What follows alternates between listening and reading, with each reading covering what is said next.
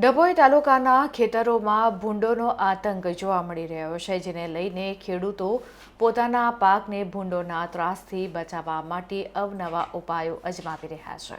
શિરોલા ગામ સહિત અન્ય ગામોના ખેતરોમાં ભૂંડોનો ઉપદ્રવ એટલો વધી ગયો છે કે ખેડૂતોને પોતાના તૈયાર પાકને બચાવવા માટે અવનવા અને ખર્ચાળ ઉપાયો કરવા પડી રહ્યા છે.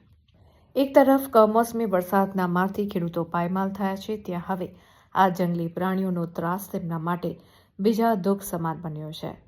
જૂની સાડીઓની બાઉન્ડ્રીથી દેશી જુગાડ અપનાવીને પાક સુરક્ષા શિરોલા ગામના ખેડૂતો અપનાવી રહ્યા છે.